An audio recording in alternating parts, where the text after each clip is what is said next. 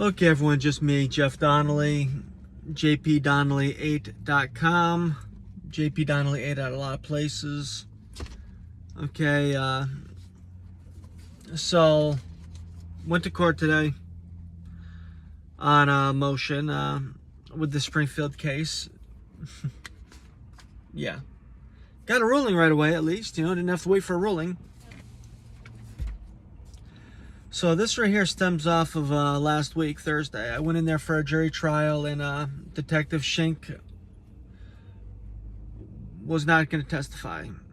I guess the Springfield Police Department's not allowing him to testify because supposedly he's on medical leave from being tapped by a car or something about 7 months ago, even though supposedly no operations, nothing, but he might need an operation sometime in the future. But hey, 7 months ago is 7 months, come on.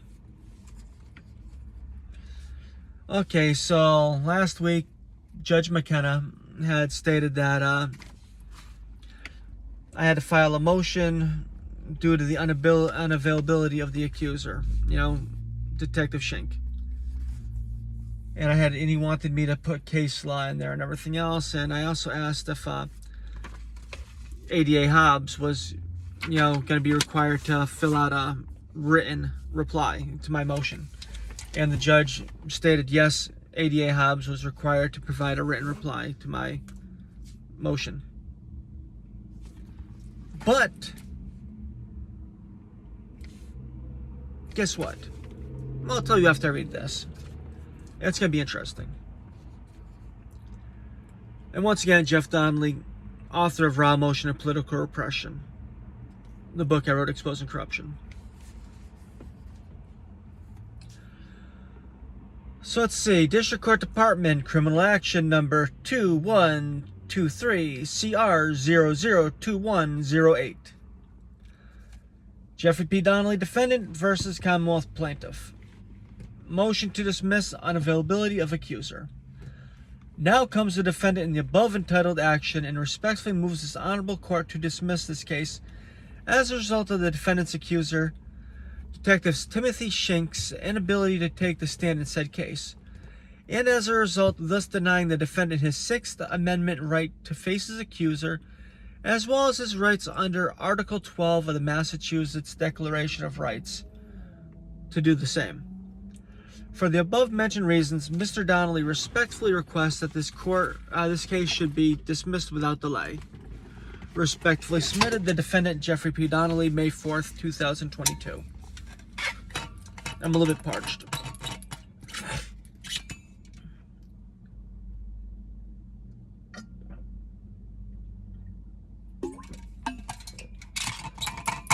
Why use a small cup when you have a thermos? And yep, it's just water.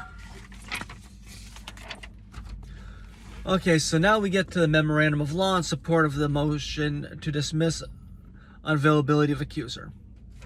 This is where the fun stuff is.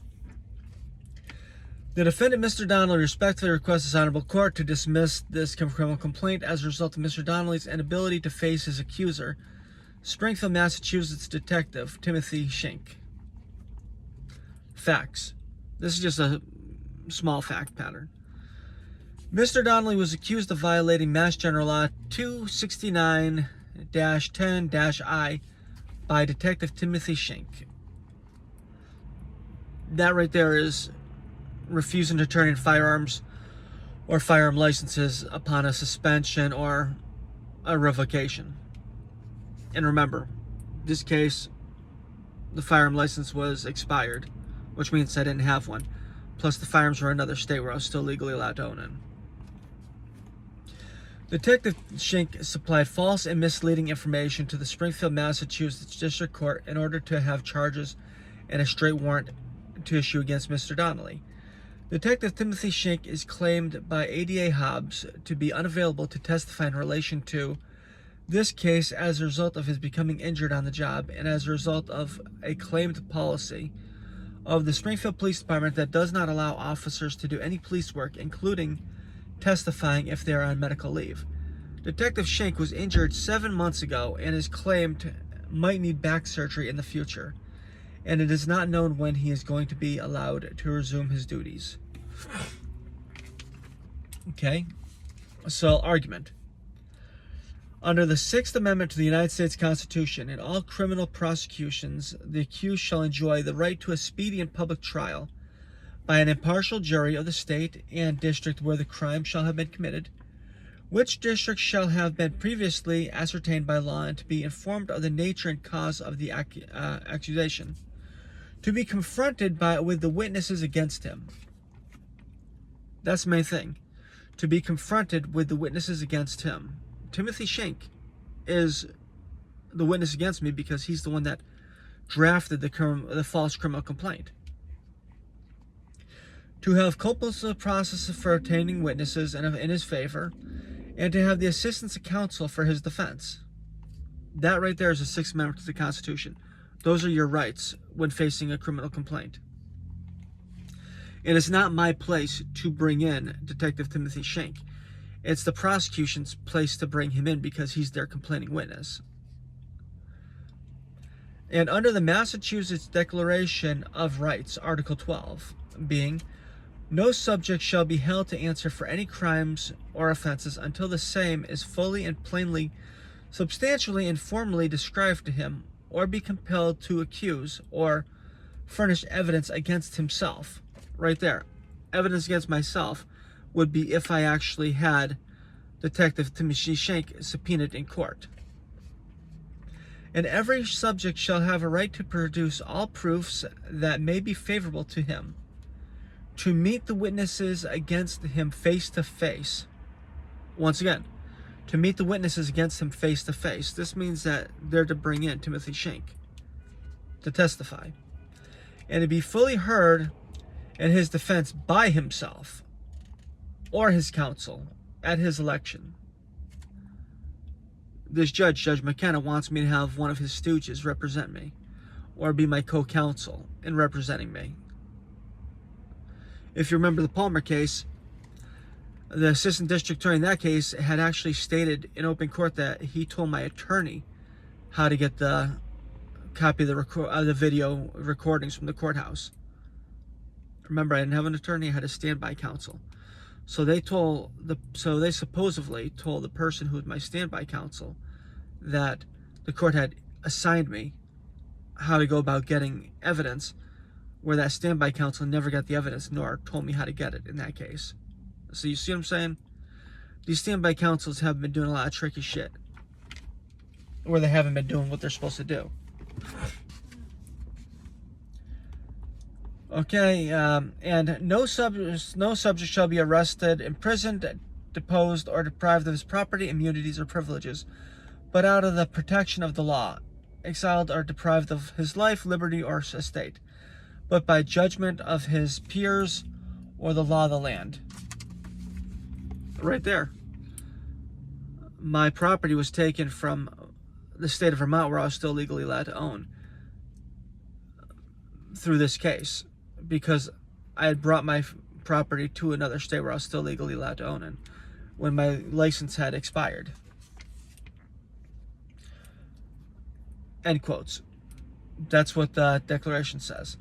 And then also in Commonwealth versus Peter Hurley, .455 Mass 53 2009 states, end quotes, at a criminal trial, the admission and evidence of the victim's testimony at the defendant's pretrial detention hearing did not violate the defendant's right of confrontation as guaranteed by the Sixth Amendment to the United States Constitution and by Article 12 of the Massachusetts Declaration of Rights, where the victim who had died before trial was clearly unavailable to testify, and where the defendant had both reasonable opportunity to cross-examine the victim at the pretrial hearing, as well as a motive to cross-examine that was similar to his motive to cross-examine at trial. Period. End quotes again, 59 through 62. End quotes. And with the current case, okay, so, end quotes, that right there shows that if Detective Schenck had actually testified at the motion to dismiss, they could actually use this to keep him from having to testify during the trial. But Detective Timothy Shink had not actually testified during the pretrial motions or hearings. He never took the stand at all during any of that because ADA Hobbs knew exactly how bad it was going to be for his case if Detective Shink had actually testified, because it would be perjury after perjury after perjury, proving perjury. That's also why he was offering me pretrial probation for 1 day, or pretrial probation for, like a couple months originally, and then 1 day, and now it's a continuance without finding I've been offered. Which honestly is bullshit, and I should take it just to end this, but what they're doing is completely wrong, and I just can't do it. I just can't take a guilty plea on something that I did not do. I cannot even take a plea that's like I can't even take a continuance without finding on something that I didn't do. Like something like if I did it, like it'd be great to take. If I was a smart person, I would take it. If I was advising someone, I would tell them to take it. But I just can't take it. I can't allow myself to take this plea, even though I should have. But I just can't take a plea on something I didn't do. Okay, with this current case, the defendant, Mr. Jeffrey P. Donnelly, was never given the opportunity to cross-examine Detective Timothy Shink. During any other hearing in relation to this pending matter, ADA Hobbs had never called Detective Timothy Shink to testify during Mr. Donnelly's motion to dismiss hearing. Conclusion: for the above-mentioned reasons, Mr. Donnelly respectfully requests that this case should be dismissed without delay. Respectfully submitted, the defendant, Jeffrey P. Donnelly.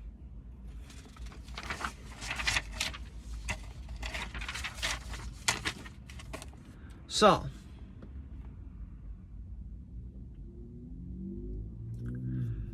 with that motion, this case should have been over. And remember, we're getting back to this now. The judge had ordered Assistant District Attorney Hobbs to provide in writing to me yesterday, the day before the hearing, his oppositional motion, his opposition to my motion. It was required by Justice McKenna. So I wait for an email yesterday. No email. I come in there today, and ADA Hobbs says that he read my motion and doesn't figure that he needs to give a written reply to it.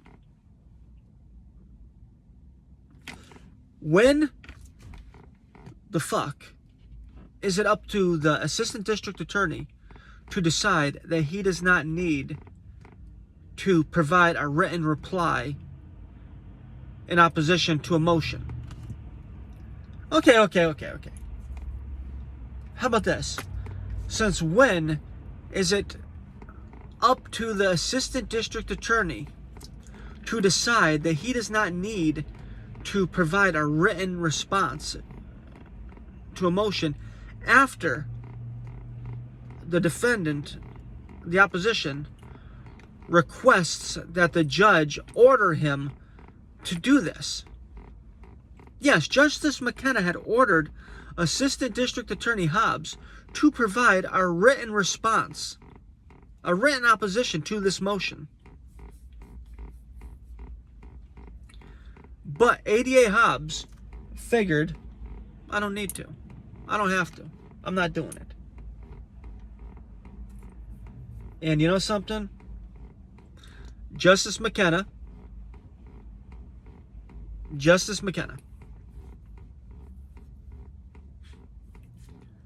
allowed it. And ADA Hobbs said, there's no case law there. That case law doesn't mean anything. The Constitution doesn't mean anything. Nothing. Doesn't mean anything. I don't have to have Detective Shank testify. I have two other people I'm having testify. I'm having the deputy chief testify to suspending it. I'm having deputy chief's supervisor, Sergeant Podolsky, whatever the hell his name is. I'm having him testify that he signed off on the complaint. I don't need the person who actually filled out the complaint with all the lies, knowing that Mr. Donnelly is going to use this, or plans to use this information in his defense to show that the Springfield Police Department is full of a bunch of fucking liars and crooked crooks. They're not cops. These individuals are not cops. They're crooks. And this is coming from someone who actually was a sworn member of the Springfield Park Rangers, which is a law enforcement organization in the past. This is someone that was a direct care worker working for the Massachusetts Department of Youth Services, basically a youth prison guard. This is someone who went to school for criminal justice and got a degree in criminal justice and psychology to work in the field, to someone who actually wanted to work in the law enforcement criminal justice field.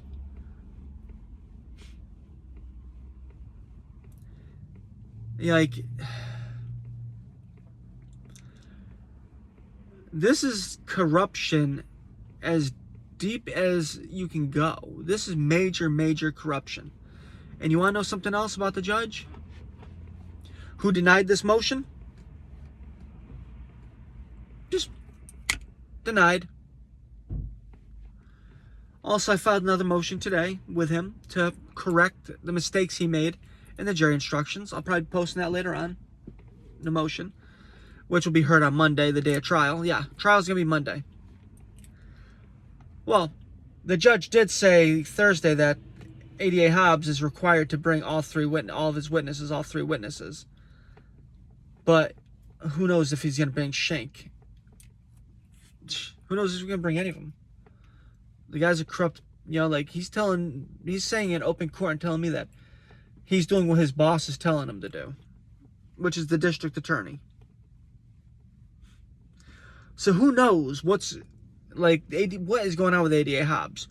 Who knows if this is ADA Hobbs doing this, or who knows if this is the district attorney doing this? No idea. ADA Hobbs says it's his boss telling him to do it, but at the same time, it's like, why would he be willfully violating people's rights? Even if he's being told to do it. Why doesn't he, turn whistleblower even and say, look, I don't agree with this. So now let's look at the judge. Judge McKenna. Who is he? First off, he's a former assistant city solicitor for the city of Springfield, which means that he is a former Springfield, Massachusetts attorney who used to be paid to represent the Springfield Police Department in their illegal conduct, as well as other city departments. Conflict of interest? I think so. Number two, he's a former Hampden County assistant district attorney, just like ADA Hobbs is. Two. And number three, I've been talking about major corruption ever since I took out papers to run for Congress. Number three, he is a former attorney who worked for Richie Neal's congressional office.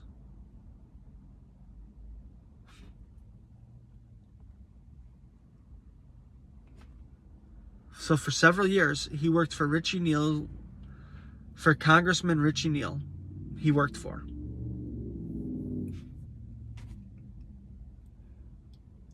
When did everything start happening?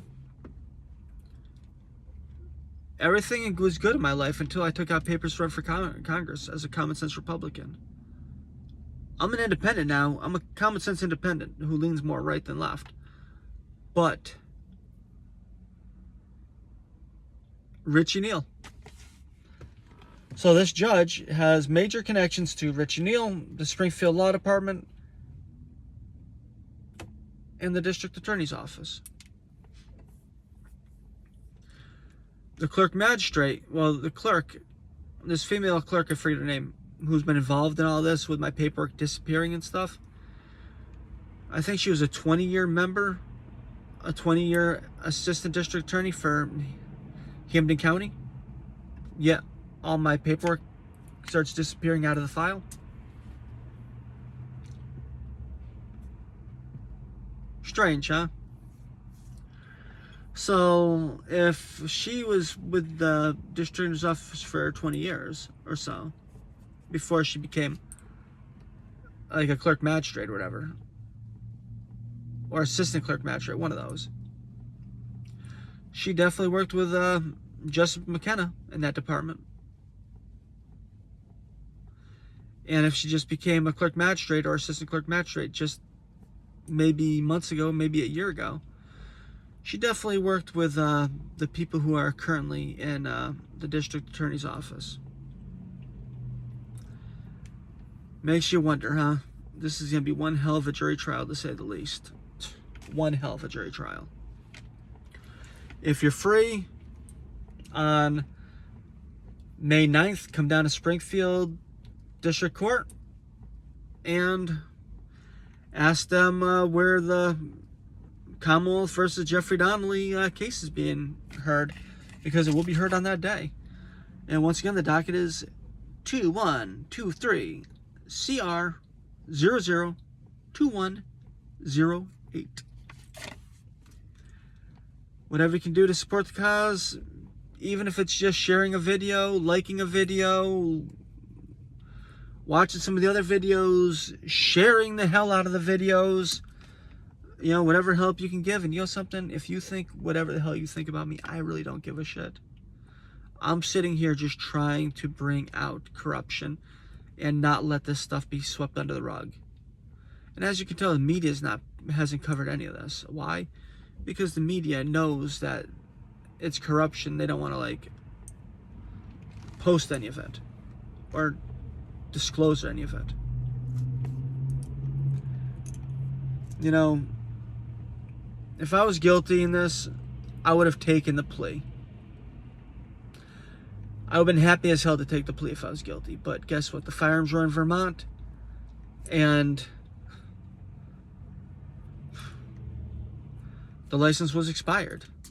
So, firearms in Vermont, expired license. What the hell do they have? Okay. Have a good one, you guys.